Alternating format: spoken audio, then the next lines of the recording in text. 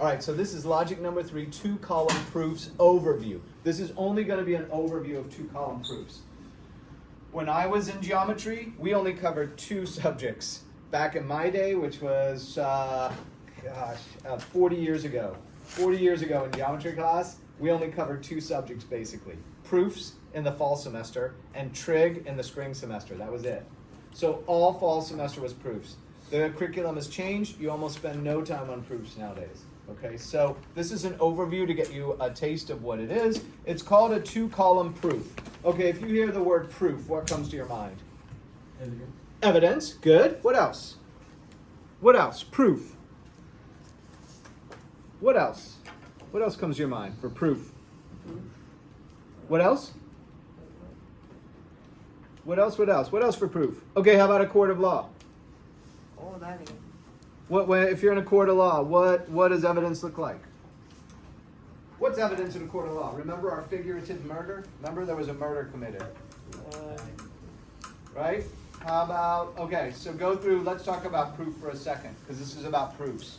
Let's put it in context of the law. There's a murder, and the suspect was in the neighborhood. Did the suspect do it? Well, some people are saying no. Who else? What's another opinion? Did the suspect do it? No, because he's in the neighborhood. Just because he's in the neighborhood doesn't mean he did it. You okay with that? Could the suspect have done it? Maybe, possibly, right? The suspect could have done it. What else do I want to know? More? I need more evidence. Let me talk more. Okay. The suspect was in the domicile or house or whatever it is. It's an apartment or house or whatever. The location where the murder happened, parking lot, whatever it is. The suspect is there in the house. Did they do it? No.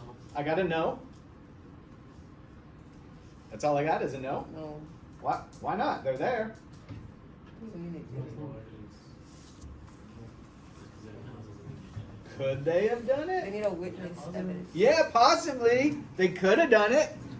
Right? They could have done it. What? There's no reason to say they couldn't have. Right? They were there. Okay, here goes. The plot thickens. The murder was committed with a weapon, a handgun, and it was owned by the suspect. Did the suspect commit the murder?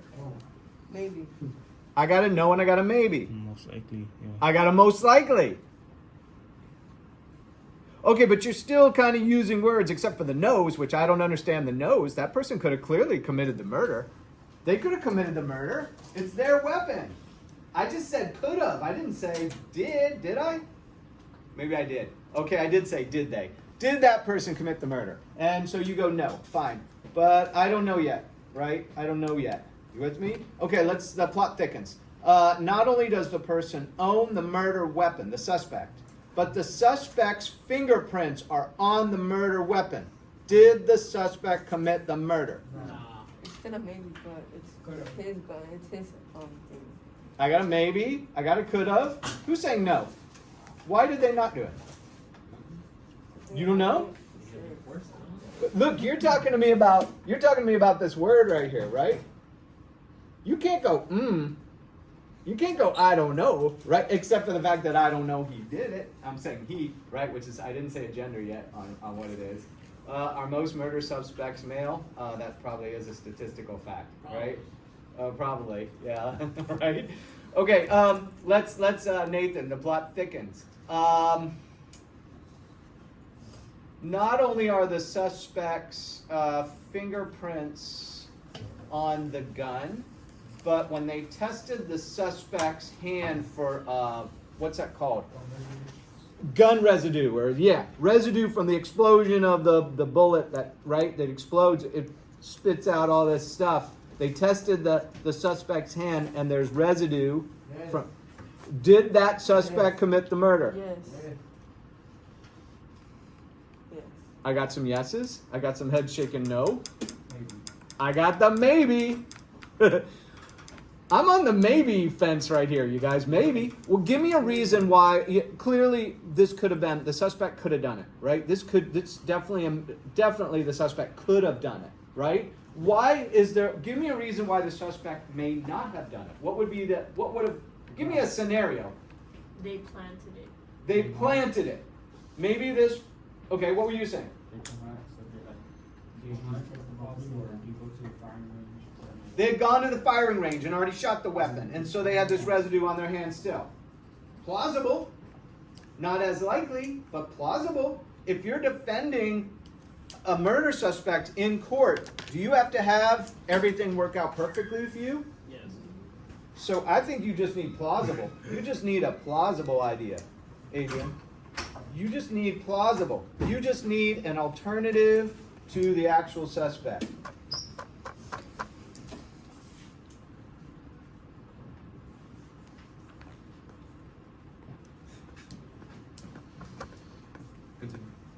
Thank you. Okay, thank you. So look, in this idea of proof, are you following proof? Proof isn't always what it's cracked up to be. You with me? And I want you guys to question proof. You should question proof. What does this really mean? Just because there's residue on... Oh, let's go to the next step. I'm sorry, I didn't even go to the next step. There's an eyewitness that saw the suspect shoot the deceased person. Did the suspect do it? I got a yeah, I got a maybe, and I got a nah. Why is it nah? The witness could have planted it. The witness could have planted it, and or what could the witness be doing? Lying. You right? People lie. We've been around a while. People lie. Is this what you were going for, Nathan? Yeah. Okay, let's take it one step further. There are multiple eyewitnesses. Yes. There are 3 eyewitnesses that saw the suspect shoot the deceased. Did the suspect commit the murder? It could still be a maybe though. Why? Why could it still be a maybe? They're working together, they might not like the guy. Maybe they're working together, they don't like the guy. Collusion. They could. Okay, and also, haven't you ever heard of eyewitnesses that have differing stories? Yeah. Right? This happens all the time. Eyewitnesses aren't so great of evidence sometimes, right? In fact, eyewitnesses can cause a lot of problems for the prosecution. If you've got 3 eyewitnesses and a car was involved, and one says the car was blue, the other says green, and the other says red, do you see the problem that your eyewitnesses now cause? Mm-hmm. Right? You don't know what happened now based on that eyewitness. Why do eyewitnesses get things wrong? Isn't it easy for us to just see stuff? We saw it happen. Isn't that easy? Where's the complication in that? It happened so fast. It happened so fast. How fast do these things happen? Who knows? Fractions of seconds these things happen. You with me? We ain't so good a recording machine when it's under this kind of thing. What else? When you hear that gunfire, what happens to our whole adrenaline system, our whole body, our whole everything starts to do what? You die. So I'm thinking of the eyewitness. What happens to the eyewitnesses? No witnesses. How about, you guys know what adrenaline is? Have you ever been in a car wreck or something where your adrenaline starts pumping? You ever been in this situation? Right? In a big game, right? When everything's on the line. You don't feel that in your body where things start to change? You know what that does to us? It messes us up. We don't always see things right. We don't always remember things right.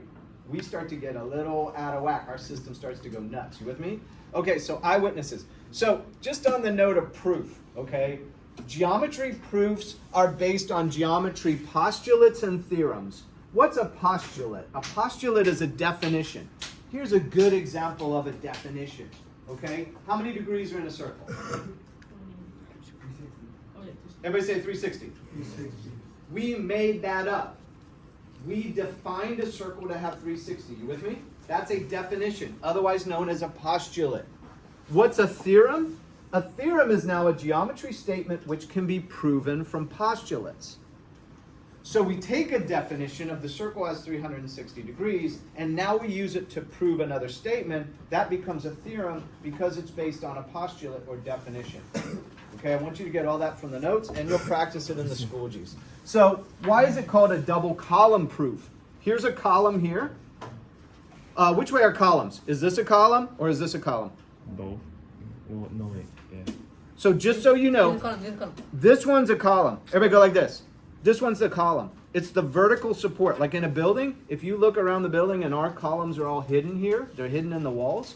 But like that between the windows there, see how it's vertical? That's the column. What do they call this one in a building structure? Do you know what they call it? This is a little bit, I'm not sure you're going to know this one. They actually call it a beam. Yeah, a support beam. Beams are horizontal, columns are vertical. So anyway, in your tables, in your charts, you've got columns, and then you'll also have rows. Rows are this way. Does it sound familiar from when you're setting up your matrix? It's got a column this way, rows this way. How about that? Does that sound familiar? Okay, I'm getting some shakes yes there. So here's column 1, here's column 2. Column 1 is a statement. We're going to say something. The person owned the handgun. And then we're going to state the reason. Now, in this case, it's going to be a geometry reason, probably a definition, a postulate, and we can also use other theorems that have already been proven as our reasons also. So the whole setup is a title. Next, we have a graphic because it's geometry. Next, we have 2 columns, a statement and a reason. Then we have multiple steps to it where we talk about a statement and a reason, and then we make a conclusion. Sign in and take my pass. What's a conclusion? Ending. What else? What's a conclusion? Did you sign in on that? Sign in on that. What's a conclusion? What else? How about a funnel? You know what a funnel is? You guys know what a funnel is? You ever poured water from one thing into another and you use a funnel to pour it into? What's a funnel look like? Here's a funnel here, right? Here's the top of the funnel, and it goes like this, right? You pour the water in here, and then it comes out here. Why do you use a funnel? So it doesn't spill it. Doesn't spill any, right? If you just poured straight into this small opening, you'd spill all over here. But the funnel has a much larger opening. You okay with that? And so what is this whole idea of you're starting with a title, you're coming to a graphic, you're coming down to the conclusion. This is the small point you're getting to here. This is the wide opening you're starting with. You okay with this? Okay, good. So let's talk about an actual proof. Here's one, vertical angle proof. So here's the title. Vertical angles, we're going to talk about here, we're going to prove vertical angles, right? So vertical angle proof would be the title. Here's the graphic. Notice the similarity. Here's the generic. Here's the graphic here.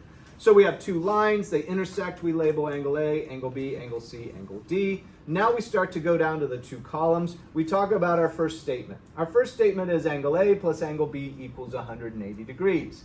These 2 are on a straight line right here. If you talk about what the total number of degrees in a straight line is, everybody go like this. Make the 90 degrees again. Make the 90 degrees. Go. Make the 90 degrees. Make it. How many degrees? 90. Now, stretch it 90 more. How many degrees? 180. 180. And what shape do you have? Straight line. Straight line. So how many degrees are in a straight line? 180. 180. Good. That's what you're using. So you're using the fact that that exists. This is a postulate, a definition now, that a straight line has 180 degrees. We're going to say supplementary angles, and that's the term that means that there's 180 degrees in a straight line, right? So supplementary angles, these 2 add up to be 180. Number 2, B plus C. So here we are as angle B, angle C. They're also on a straight line. So they're supplementary angles also. That's the reason we can make this statement. So you have a statement column and a reason. Now you're going for number 3. This one gets a little bit more difficult. Because A and B equals 180 and B and C equals 180, we can substitute this for this, and we have AB here and BC here. We're taking out the fact that they both equal 180. We're substituting the one in for the other. A plus B equals B plus C. What's our reason? Substitution. You okay with this? Okay, go to the next step. This is called subtraction. If I subtract angle B from the left side, I must also do the same and subtract angle B from the right. We cross out the 2 angle B's, and we're left with angle A equals angle C. That's the subtraction property conclusion. Vertical angles, A and C, are vertical from each other, which means across from in geometry, are equal. That's what we've proven here. Conclusion, vertical angles are equal. And that's one of your most basic double column proofs. How many double column proofs do we have in geometry? Probably 30 base or sort of structural ones that we use all the time, and then maybe as many as 50 depending on how many we rearrange the items involved. What are we using? Postulates, which are definitions. Theorems, which is a geometry statement which can be proven with postulates. So we use definitions to prove theorems. Statement is generated from a graphic. You'll see the statement being generated from our graphic here. And reason. the postulate or theorem used to justify it in column 2. So this would be the very basics and sort of your launching point for a double column proof in geometry. Okay? Okay, stop that. Hit stop on that.